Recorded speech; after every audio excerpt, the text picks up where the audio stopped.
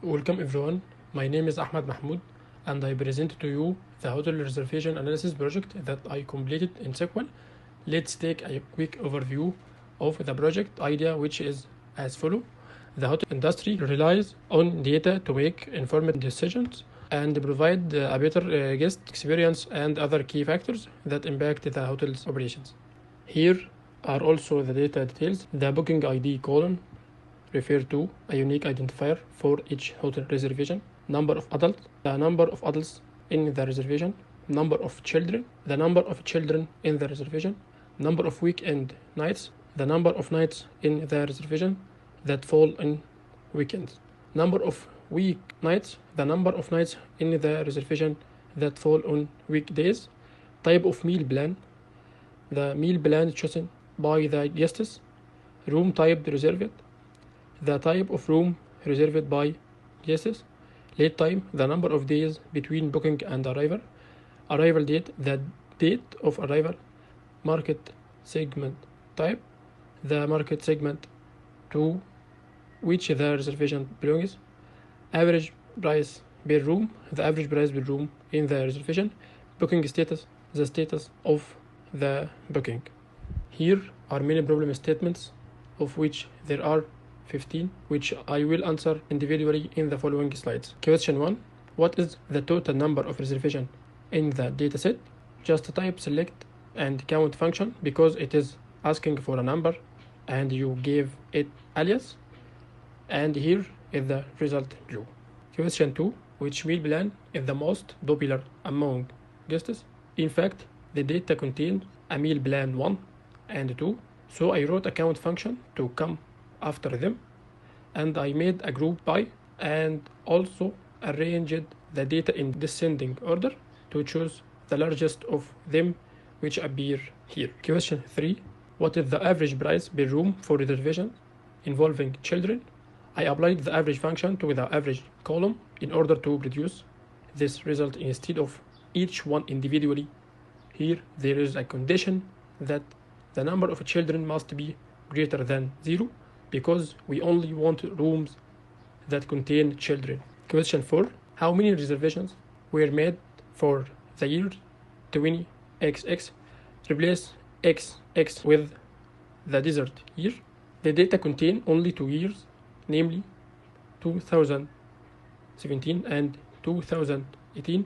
I will do a query for each year separately and merge them. Why did I use try convert here?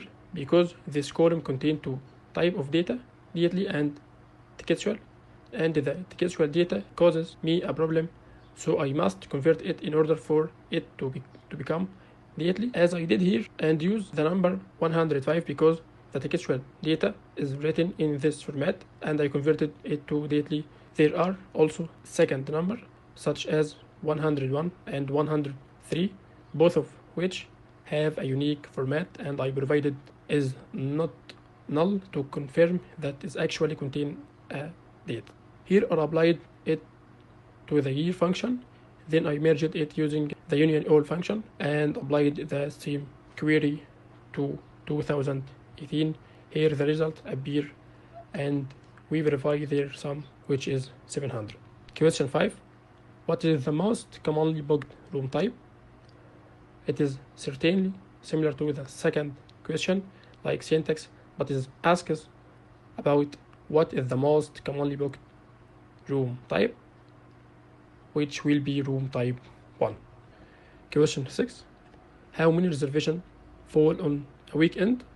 Here there is a condition, which is number of weekend nights greater than 0, as explained.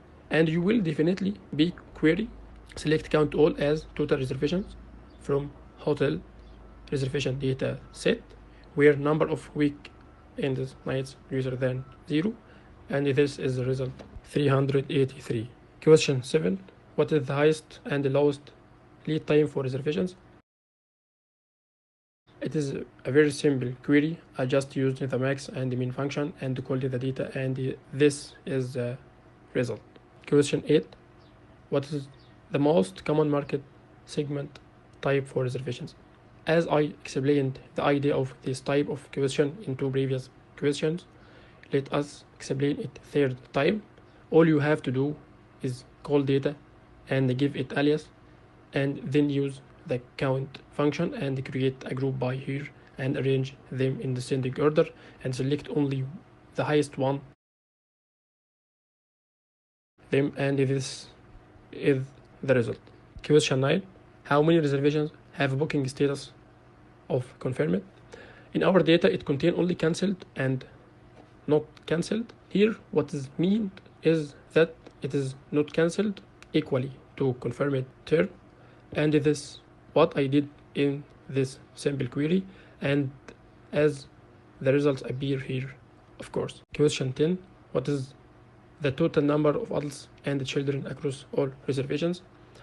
I just use the sum function for both them as shown, and the results are also shown here. Question 11. What is the average number of weekend nights for reservations involving children? Here I wanted to use a case inside the average function. You can replace this line and put it in a where statement, and you will get the same results for sure, and it is 1. Question 12. How many reservations were made in each month of year?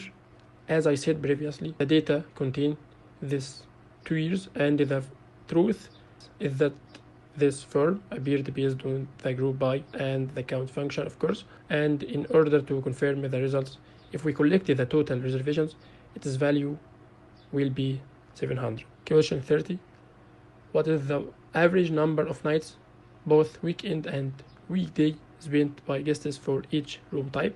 I just used the average function on both days and specified the room type, and I added it into the group by statement, and these results appear to clarify the question. Question 13. For reservations involving children, what is the most common room type and what is the average price for that room type? I used common table expression and divided this question into step. First step, find the most common room type for reservations involving children, and step 2, calculate the average price for that most common room type. And in the end, I got the average room for the most common room with this number, and the room is actually of the type 1. Question 15. Find the market segment type that generate the highest average price per room. This is almost the fourth time we have been asked this type of question, and it is certainly simple. Here I will explain future scope and give some examples. The future scope of a project refers to the potential extension or expansion that can be considered beyond the current project scope. It outlines the possibilities for further development and growth based on the project's outcome and learning. Example of future scope: expanding the product line or service offering, developing new features or functionalities, and so on. In the end, thank you for the time you gave me.